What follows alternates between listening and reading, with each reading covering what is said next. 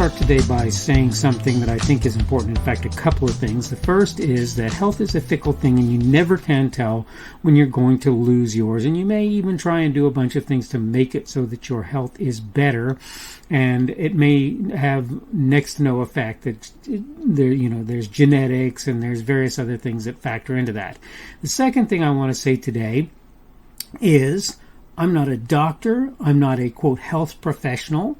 And for those reasons, I suggest that you talk to those individuals in order to, quote, back up what I have to say today. And also, of course, just to generally find out what you need to do in order to maintain and, have good health, right? Have and maintain good health. I'm going to talk, though, about the idea of health and logic on the Daily Summation from Kurt's Religion and Politics today. I'm your host. I'm Kurt. Today is Sunday, the 16th of January of 2022, that beginning of the Christian week. Welcome to everyone who is here on Rumble, on the podcast, on YouTube, on BitChute, on CloudHub, and if you happen to catch me on Minds.com, that's MINDS.com, which is not likely, but it is possible.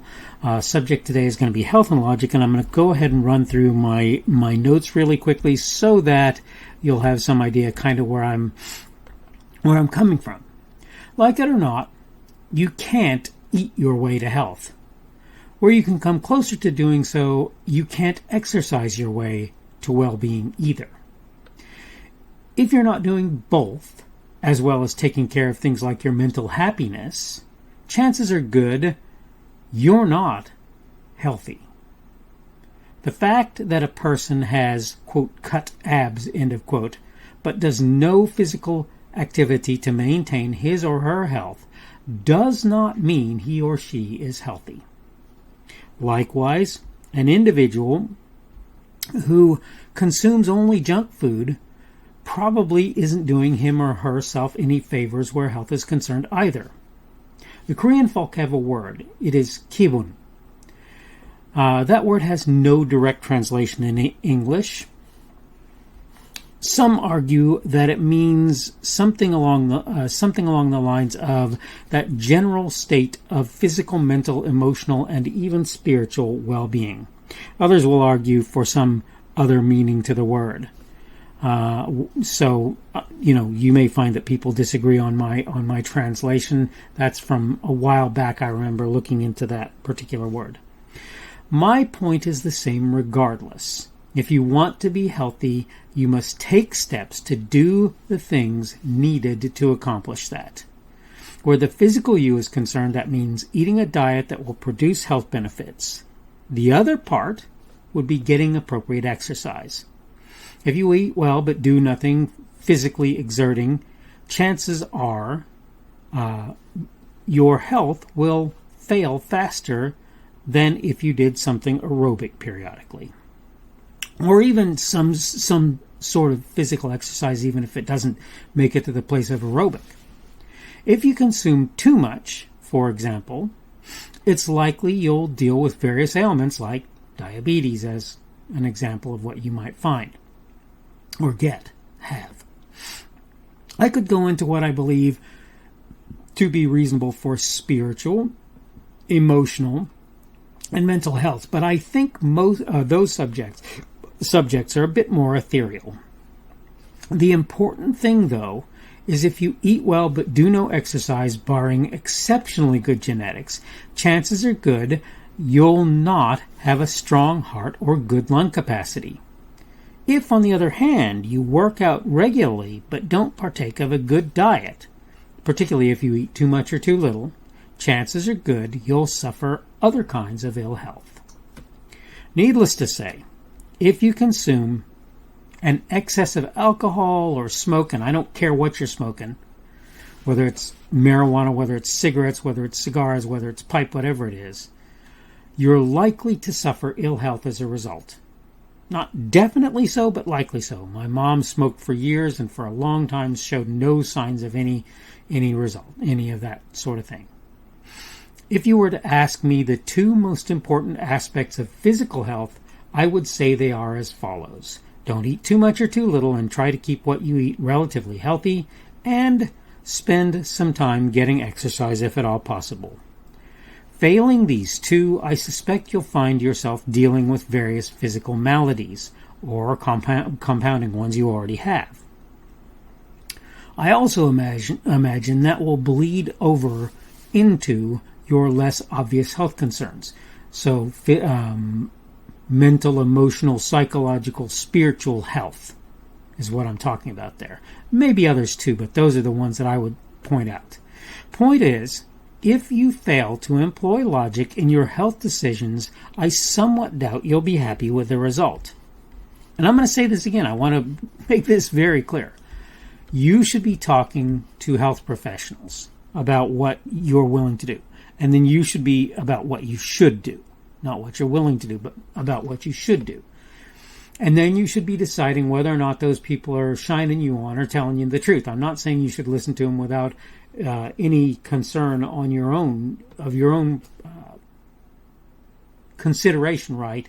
Any logic on your own part.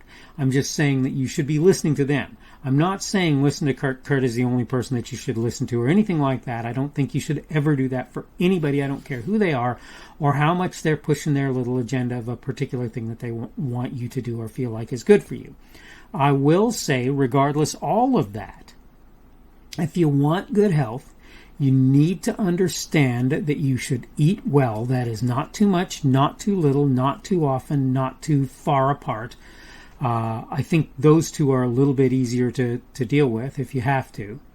You should get good rest and you should get good exercise. And you should make it your business not to spend your time doing too much worrying. And that's a hard thing, I get it, but it's a thing you should do. But the point I'm making is that there's this simple logical process that you can use to decide how to stay healthy. Now again, I'm going to say this again. There are people who I don't care what they do, they're not going to be able to accomplish the kind of health other people are going to be able to accomplish. I have had friends who found themselves in wheelchairs or on walkers, and there was just not a thing anybody knew of that they could do about that. Am I saying they did everything they could have done physically? No, I'm not. But on the other hand, I'm pretty sure that both of those two individuals would have ended up in the places they found themselves regardless all of that. I want to say something else too. First of all, I'm not sitting here saying, oh, look at me, I'm the healthiest, most wonderfully active person in the world, and I eat the best diet in the world, or anything like that. I'm not sitting here telling you that. Secondly, I'm not sitting here telling you that there aren't times when you shouldn't, quote, cheat on your diet or relax from your exercise routine.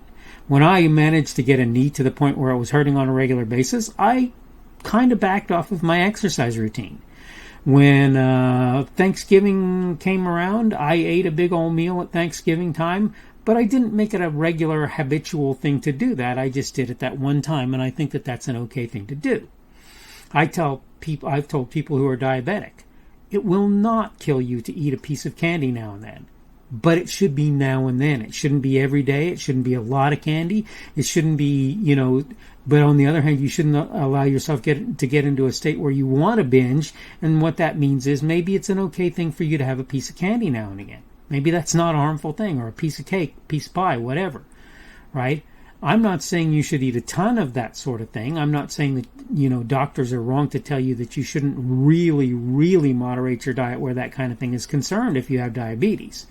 But I'm saying to you that, A, I'm not the healthiest, most wonderful human being in the world where it comes to physicality. And B, I don't believe, and that includes in what I eat and so forth. And B, I don't believe that you should cut something out of your diet. Now, let's be fair. I cut soda completely out of my diet. It's gone. It's been gone for years now. I will not go back to drinking soda. I am done with that. That's not perfectly true. If there's a place that makes their own root beer locally, I'll have a glass of their root beer every once in a while. And by that, I mean every couple of years. My point is to say, I don't think you have to go crazy. And in fact, I think if you do, you'll also do bad things for your health as well. I'm running out of time, so I'm going to go ahead and wrap up. This is the Daily Summation from Kurt's Religion and Politics. I'm your host, I'm Kurt, and today is Sunday, the 16th of January of 2022, the beginning of the Christian week. Tomorrow is Monday, the 17th of January of 2022, and it is Martin Luther King Jr.'s birthday observed from everything I am aware. I have that day off. I hope you do as well, but if you don't, I hope you have a good day regardless. Thank you for everyone who's been here on Rumble, on the podcast, on YouTube, on BitChute, on CloutHub, and if you happen to see me on Minds, minds.com, on minds.com as well. Subject for today has been health and logic, and tomorrow I'm going to talk on a subject that I think a lot of people are kind of confused about. That would be the subject of corporate charity. Remember, if you check me out on any of the platforms that I name, again, if it's Rumble, you can give me a boxing glove or a Rumble or a plus or a minus. If it is any of the others, you can give me whatever it is for a like or a dislike. Remember, if comments are available, you can go ahead and comment, and I will do my best to pay attention to those comments, particularly if I'm notified of their existence. I will do my best to hear what you have to say, and I will respond if I feel like it's a reasonable thing to do. Hope you're having a good day today. Hope everything is going well for you. And hopefully I will see you again on Monday's edition of the Daily Summation from Kurt's Religion and Politics. The speaker on this edition of the Daily Summation is Kurt Schubert. This video was recorded on Sunday, the 16th of January of 2022. The Daily Summation is created for Kurt's Religion and Politics.